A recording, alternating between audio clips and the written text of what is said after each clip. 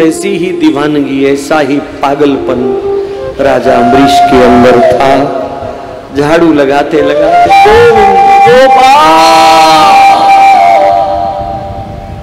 सारा दिन कथा में, कीर्तनों में व्यतीत कर देना, बिलख बिलख करके भगवान की याद में रोना, पागलों की तरह पुकारना। ये भगवान के भक्त के लक्षण है। कभी चीखेगा, कभी चिल्लाएगा, कभी मौन हो जाएगा, कभी नाचेगा निर्लज्ज होकर के।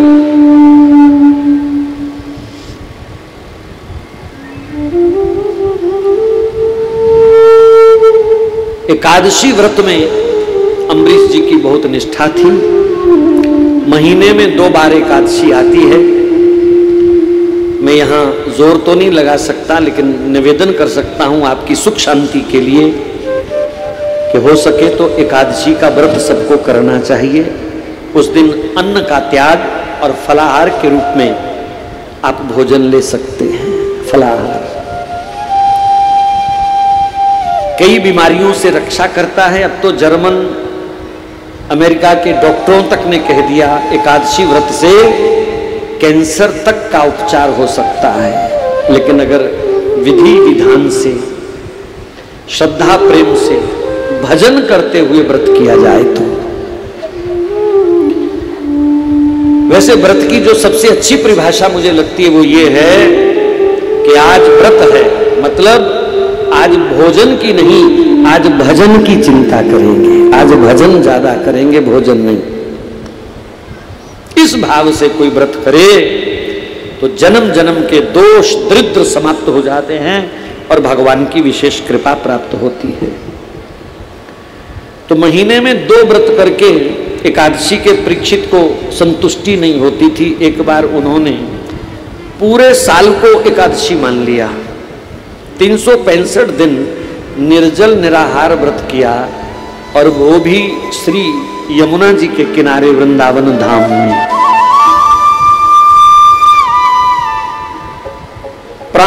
प्राण वायु से, प्राणायाम की विधियों से शरीर चलाया।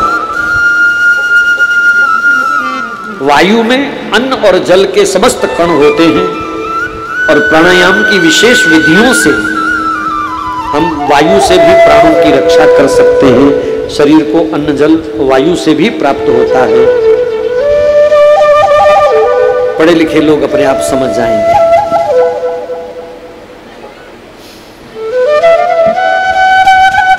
सारा दिन कथा कीर्तन पाठ पूजा रासलीला वृंदावन बिहारी की दिव्य लीलाओं का चिंतन मनन श्रवण पठन। 1 वर्ष कब बीत गया, आनंद में कैसे बीत गया पता ही नहीं चला। अगली द्वादशी को ब्राह्मणों को भोजन करवा करके, संतों को भोजन करवा के स्वयं भोजन करने के लिए अभी पहला ही ग्रास मुख की तरफ जा रहा था, दुर्वासा ऋषि प्रकट हो गए सामने। वो ग्रास वहीं छोड़ दिया, हाथ धोकर के संतों के चरणों में दंडवत प्रणाम किया।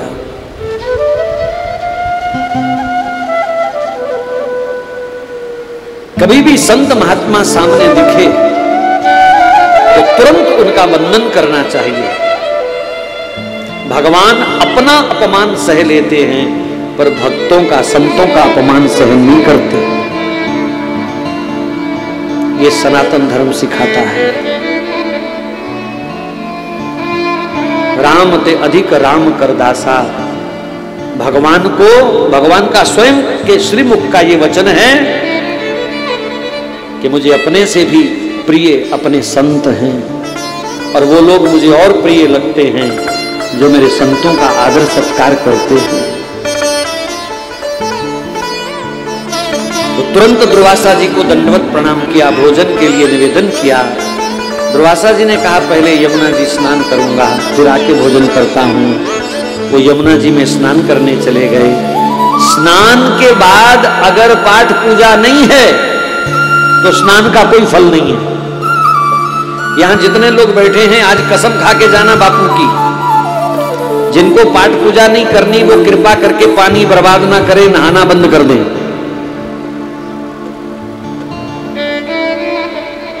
नहाने का फायदा सिर्फ उन लोगों को है, नहाना उनके लिए जरूरी हो सकता है जिनको मंदिर जल चढ़ाना है, कोई पाठ पूजा संध्या वंदन करना है, जिनको पराठे ही छकने हैं, वो एक डिब्बे पानी से भी गुजारा कर सकते हैं, नहाने की जरूरत नहीं है। क्योंकि आने वाले समय में पानी इतना महंगा हो जाएगा, इतना महंगा हो जाएगा। आज वो देश अमीर माने जाते हैं जिनके पास पेट्रोल है।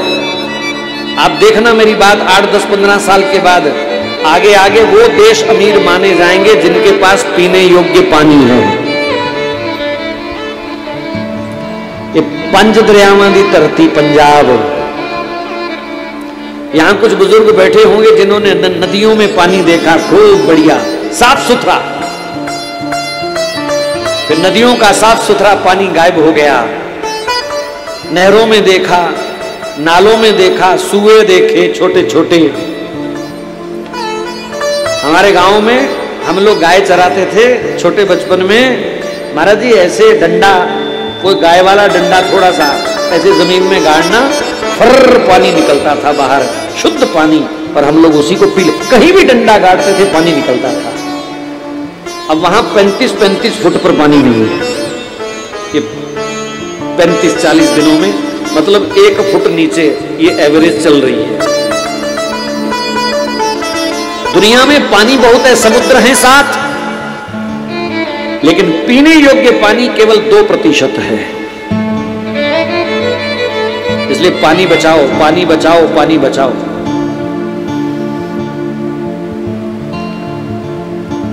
दरियाओं में पानी दिखना बंद हुआ, नदी नालों में पानी दिखना बंद हुआ, बावड़ी कुएं में पानी दिखना बंद हुआ, हैंडपंप चले, अब हैंडपंप भी बंद हो गए। आखिरी उपाय सबमर्सिबल बोर, ये आखिरी उपाय है, मेरी चेतावनी है, ध्यान रखना। इसके बाद कोई महाराज अन्य साधन नहीं है कि आपको पानी दे सके धरती। ये सबमर्सिबल बोर आखिरी है, आखिरी।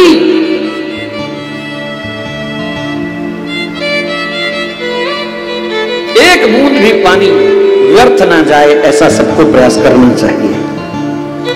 कहीं ऐसा ना हो कि हमारे बच्चे प्यासे मर जाएं, पानी के लिए लड़ लड़ के मरे। पानी की कीमत, अभी दिल्ली के न्यूज देखे आपने? अभी पिछले महीने जो दिल्ली में पानी के लिए लड़ाइयां हो रही थी, एक एक टैंकर के पीछे हजार लोग कैसे भागते थे, 2-2, 5-5 लीटर पानी के लिए लोग कैसे तरस रहे थे। ये दृश्य देखने के बाद भी अगर पानी की कीमत समझ नहीं आती तो फिर हमसे बड़ा मूर्ख कोई नहीं है।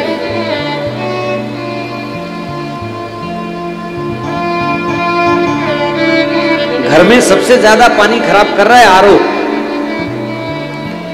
1 लीटर पानी साफ करने में 10 लीटर पानी बहा देता है वो आरओ। मेरी प्रार्थना है, आरओ से जो वेस्ट पाइप निकलती है उसको नाली में मत फेंकिए, उसको बाल्टी में डालिए, उससे बर्तन धो लीजिए, उससे घर का पोछा कर लीजिए, उससे कपड़े साफ कर लीजिए, पानी बर्बाद मत कीजिए। टोंटी खुली छोड़ करके ब्रश करते रहेंगे, टोंटी खुली छोड़ करके शेव करते रहेंगे, भाई बंद कर दो उसको। नहीं तो आने वाली पीढ़ियां जब वो टोंटी खोलेंगी तो उसमें से कुछ नहीं निकलेगा।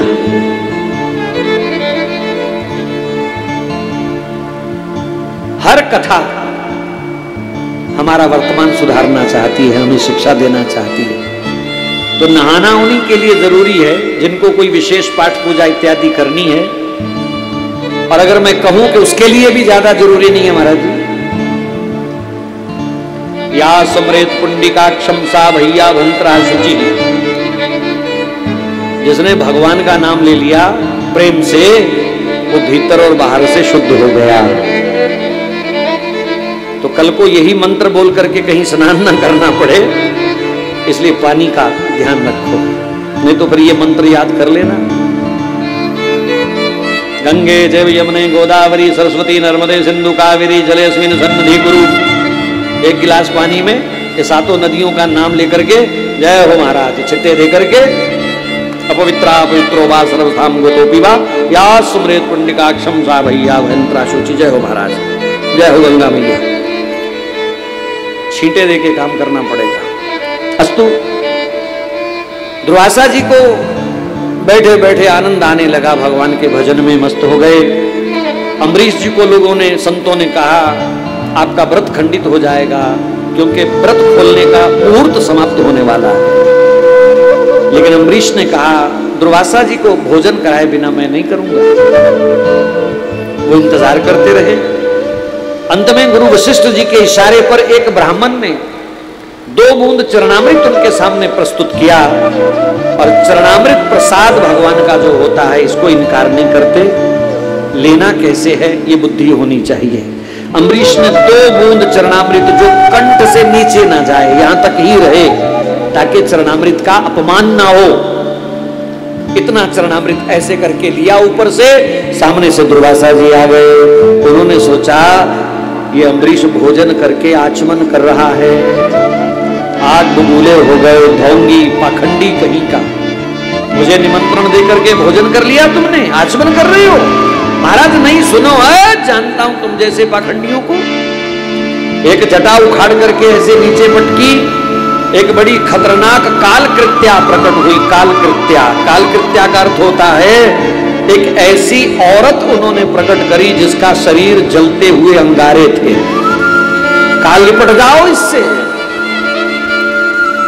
अम्बरीश तो उसी समय भगवान के ध्यान में आंख बंद करके खड़े हो गए। ओम नमो भगवते वासुदेवाय।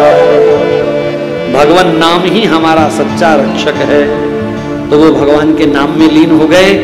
और वहीं सुदर्शन चक्कर प्रकट हुआ, और सुदर्शन चक्कर से ऐसी आग निकली कि वो कालकृत्या ही जल करके भस्म हो गई। और फिर वो कालकृत्या दुर्वासा जी के पीछे लग गई, बचाओ बचाओ करते हुए भागे। नारद जी मिले, उन्होंने नहीं बचाया। ब्रह्मा जी मिले, उन्होंने नहीं बचाया। शंकर जी ने भी रक्षा नहीं करी। शंकर भगवान ने कहा ये नारायण भगवान का सुदर्शन चक्र है, उन्हीं के पास जाओ। तो नारायण भगवान के पास गए, कहा प्रभु बचाओ, कहा प्रभु बचाओ। भगवान ने आंखें नीचे रखते हुए बात करी, कहा दुर्वासा जी मेरा अपराध होता तो मैं बचा लेता, पर आपने अपराध एक भक्त का किया है, और मैं भक्त के अपराधी की रक्षा नहीं कर सकता। कहा क्यों? तो भगवान ने क्या जवाब दिया?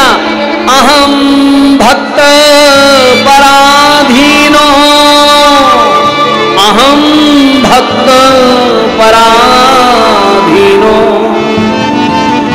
कहा दुर्वासा जी मैं भक्तों के अधीन हूं। बोलो भक्त वत्सल भगवान की जय। क्यों जी, संसार में किसी के अधीन होना किसी को पसंद है क्या? कोई किसी के अधीन होना चाहता है? पत्नी कहती है मैं पति के अधीन नहीं हूं, पति कहता है मैं पत्नी के अधीन नहीं होऊंगा, बेटा कहता है मैं माता पिता के अधीन नहीं रहना चाहता, अलग करो मुझे। पर धन्य है हमारे भगवान, वो कह रहे हैं मैं भक्तों के अधीन हूं, मैं भगतन को दास, भगत मेरे मुकुटमणि। सिर पे बिठा के रखता हूं अपने भक्तों को।